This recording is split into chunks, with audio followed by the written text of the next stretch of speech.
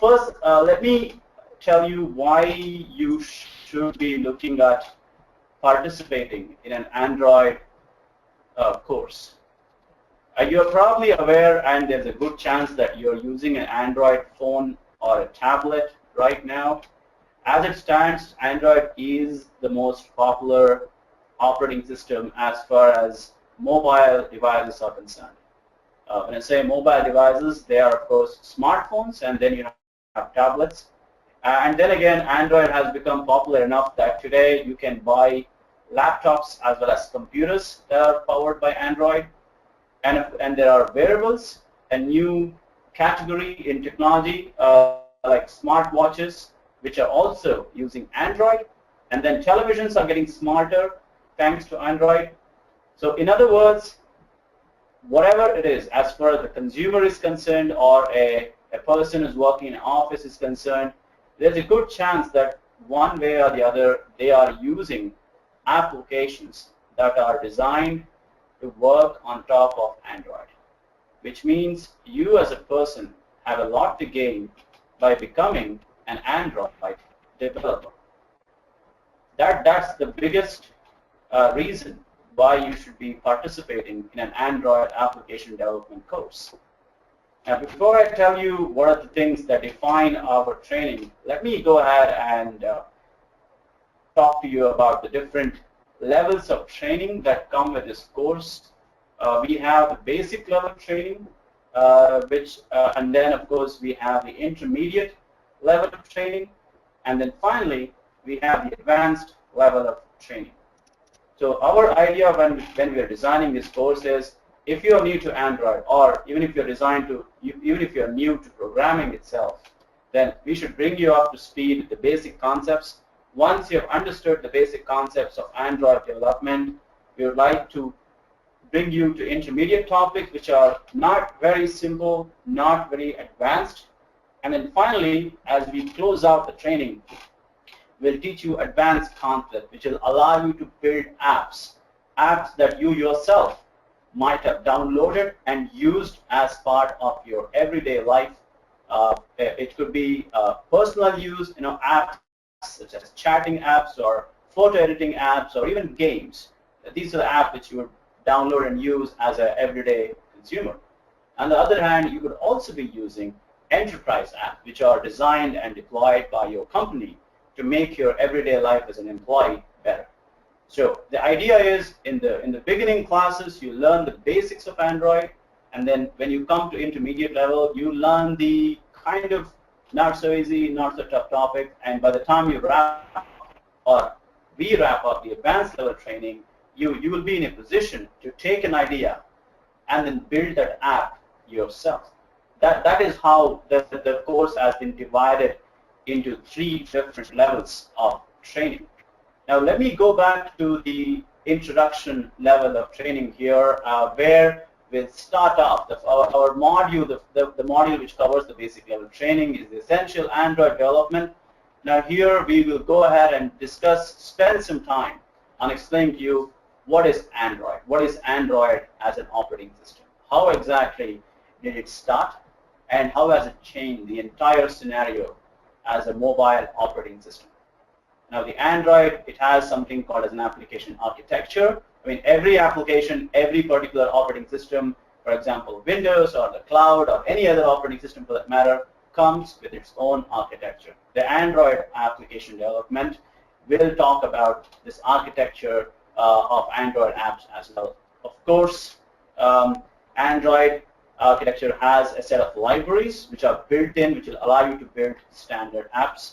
Now, once you understand the basics of Android, its origins and its libraries and the architecture, we'll then start off right away with developing some simple apps. For instance, we'll start off by developing a Hello World app where we'll display a few strings on the screen. Then we'll move on and we'll start accepting input.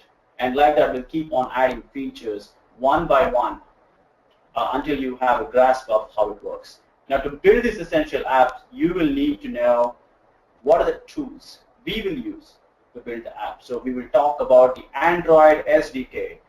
As of now, we will be focusing on using the Android Studio, which is the officially supported IDE from Google.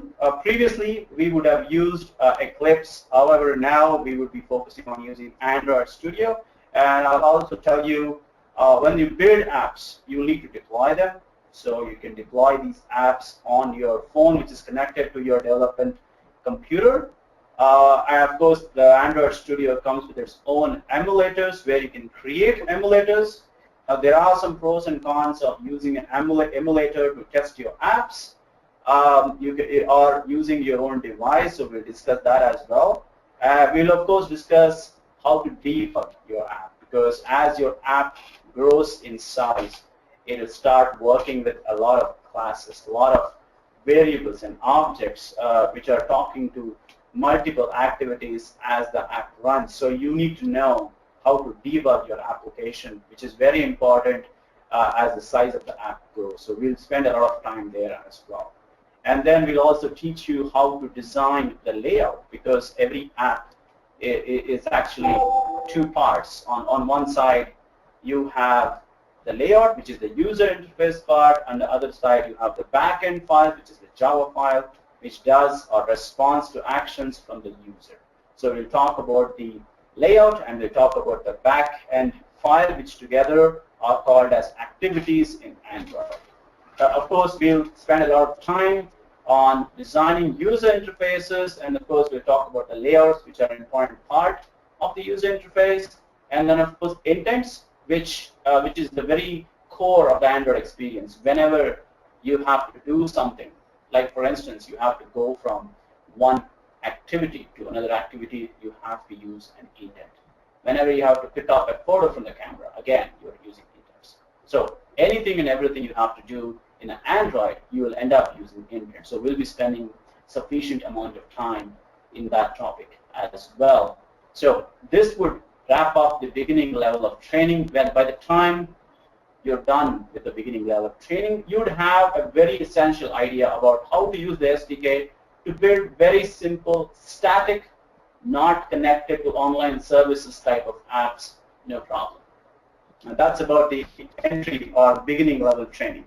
Now moving on to the intermediate level training. Now this is where, as I said before, we'll be dealing with concepts which are not as simple as the beginning level training, but not as complicated as the advanced level training. So we'll start off by understanding internet resources. Now you would know that unless you're playing a very simple game on your Android mobile, every other app has to use internet to some extent. For instance, a simple chatting app, it has to talk to some service online to exchange messages which are sent from you to your friend or family and so on. So you absolutely have to know how to use internet resources. So we'll spend some time talking about JSON and consuming web services. And then, of course, as your app becomes more complicated, you'll have to build a neat menu system, because every app has to have a lot of options, and you can't always use simple buttons or simple layouts to give all the options to the user. So you have to build an intuitive menu system.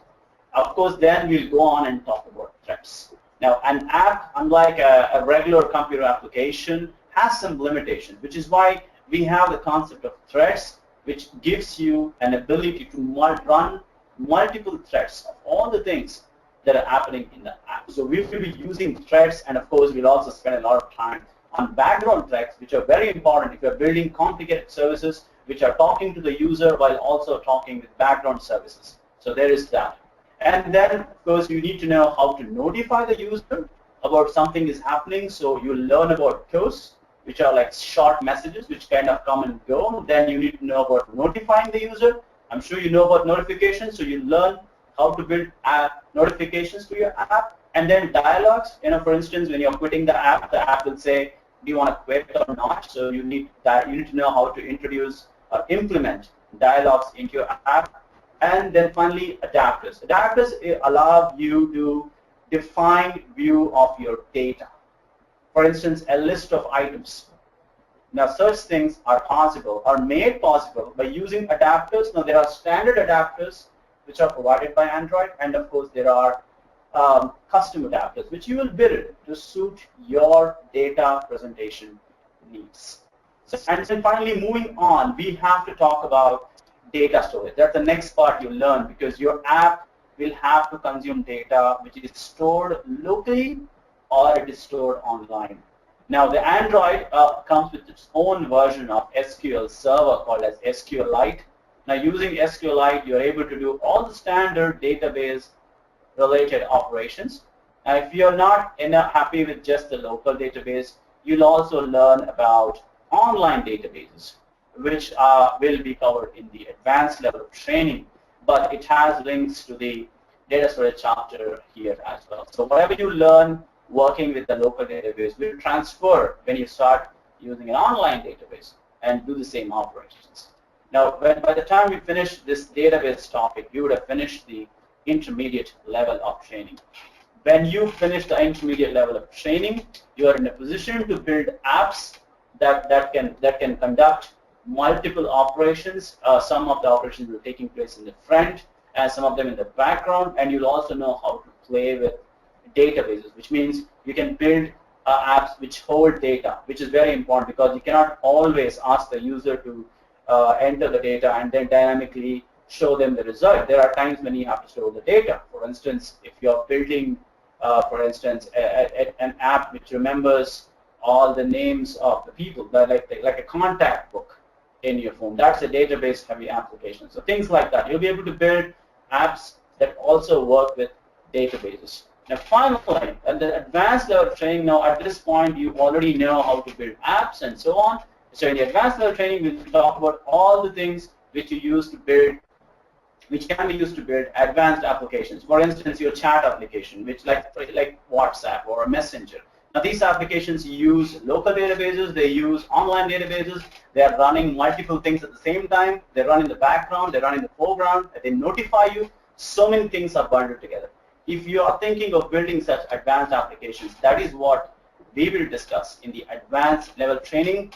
This is also the module that's going to give you a lot of challenges. So if you want to become a developer who does impressive things, then this is the module that you need to figure out. So here we will talk about services, which is very important if you want to build apps which run in the background. You also need to know how to communicate with the internet. Now earlier we talked about speaking with online services. Now if you want to dig deeper, you would like to learn communicating with internet at a very basic level. That is where we talk about HTTP and email and networking goes. And then Google introduced the material design, which gives a nice UI feel to your app. So we'll spend some time discussing material design, and finally the two important parts of any app. Now when you build an app, like let's say for instance a photo editing app, or you want to build a special effects app which applies some frames or graphics on a photo or a video that you took. If you want to play with such media-heavy apps, then you need to know how to use the media APIs. Media APIs will teach you how to use the camera, how to use the photos which are already stored on the phone, things like that. How do you maximize the existing hardware on the app? So these are the things we will talk in Android hardware topic. And of course, lastly, now when you build apps, a lot of times you need to know exactly where the phone is being used.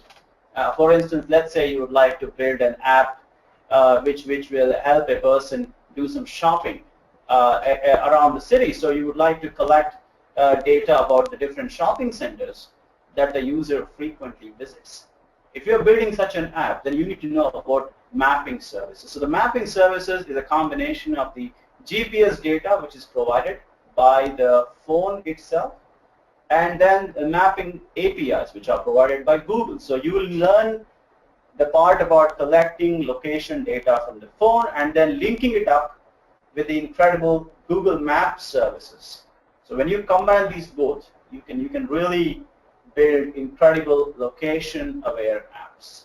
So just to wrap up our topics before we move on to the unique features of our trainings, the basic level training is where you learn how to use the SDK. You learn a little bit about the emulator, how to debug, all the basic things. So you won't actually be building anything cool, but you will know the basic things. It's kind of like before you run, you learn how to walk. Similarly, before you start building advanced apps, you need to learn the basics. That's what the first basic level training is all about. The intermediate level training is when you will move away from the basic things because you already know it, and then you start working with apps which use some amount of internet services and also use local databases. So you're building apps that can consume data. That's the gist of the intermediate level training. Now, advanced level training is where you start learning about consuming media, using the hardware on the phone, also understanding location. You'll also learn about not just using online services, you'll also dig a little more deeper about accessing services through HTTP. So things like this.